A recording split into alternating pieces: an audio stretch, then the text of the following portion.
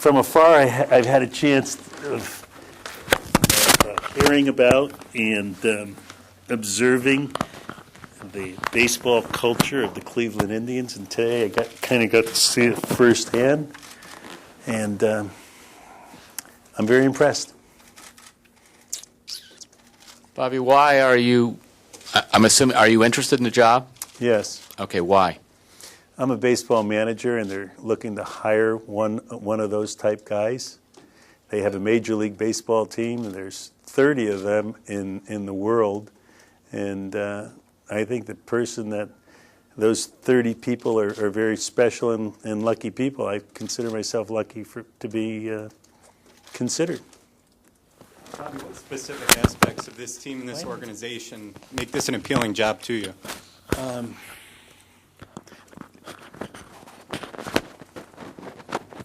I'm sorry that I'm a little inept here. Here we go. When you go to work, I have found anyway, and some people have accused me of not working a lot, but I've been in baseball for 42 years, and I found that when you go to work, it's about the people you work with. It's not about where you're going, because the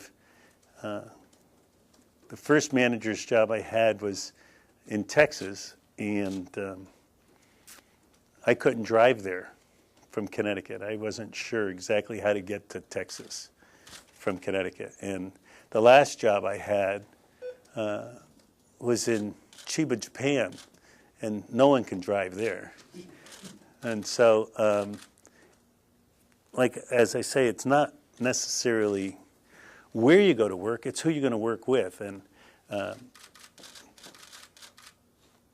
I'm looking for a good group of people, and from what I've seen so far, there's a pretty good group of people here that would make my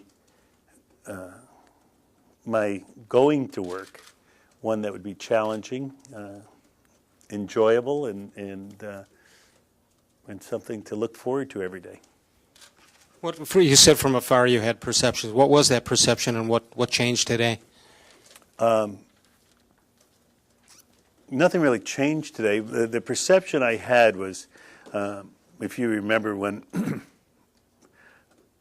I managed in the States, Cleveland was a pretty progressive thinking, an organization that signed young guys for longer terms than anybody was at one time, an organization that built a new stadium in a city that had that mistake on the lake and all of a sudden filled the stadium every day for what it was, 500 days. I guess you guys know what it was, and that was an envy to all the baseball world.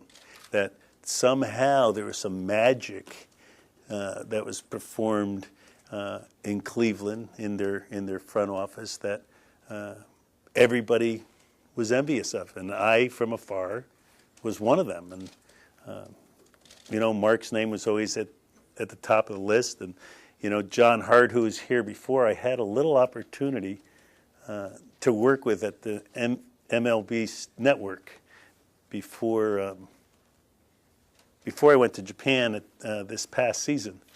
And I never really knew John other than in the winter meetings, but during that time I had a very good impression of a person who kind of had a good idea. Sit with Mark and Chris and their team today, I could see why they have been the envy of some of the baseball community.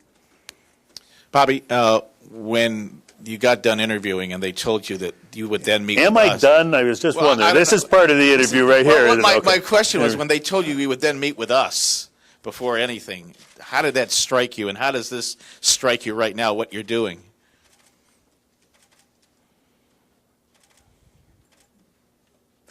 Well, it strikes me as part of a very organized culture. That I think a lot of places you kind of sneak into town and sneak out of town, and then you guys have to work the phones and the internet and your friends circle and get information any place you can. And some of the candidates like myself would not say a word, and others would self-promote, you know? And this kind of gets it right out in the open, doesn't it? This is like, well, you're not going to have much time to digest anything that happened here in the last 6 hours. You're going to go down and give your impression of it. And I think that's a very upfront and very creative form. Now, I've never done the process before. Matter of fact, the only time, I kind of mentioned before, I interviewed shortly for the Texas Rangers job. But that was a situation where I was coaching third for the...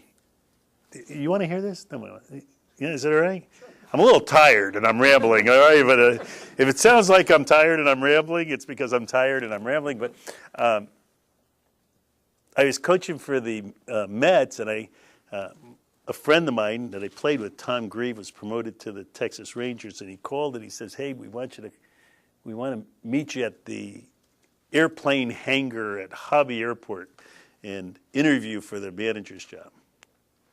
And I took a cab and I sat in a room for about 20 minutes, and Tom Grieve was kind of winking at me, and I don't know if I answered any questions really much with he and Mike Stone, and I got the job.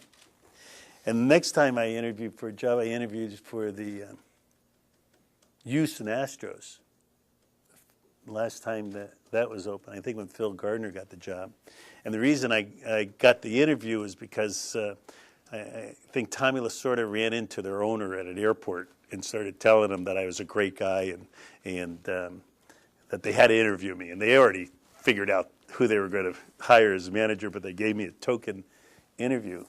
And they rented a room at the Houston airport, and Tal Smith was asking the questions, and Bob Watson, who was the general manager, fell asleep twice during the interview.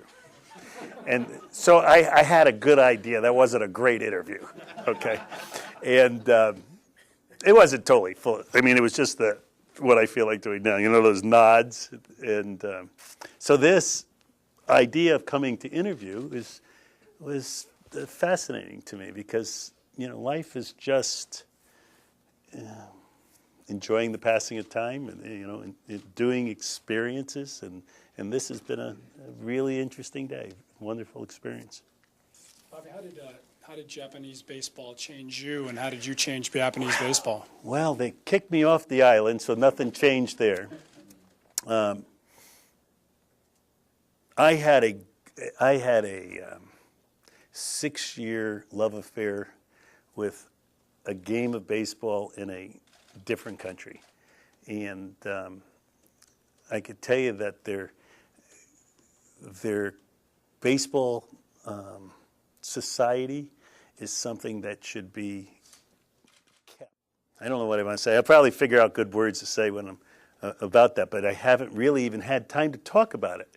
You know, I got back and I went to work in this for ESPN. I think the second night I was back, and I'm trying to talk about the playoffs that I'm really not versed to talk about. You know, I haven't been following these teams as much as I'd like to think I should be. And I don't know as much about Cleveland as someone interviewing for their manager's job probably should.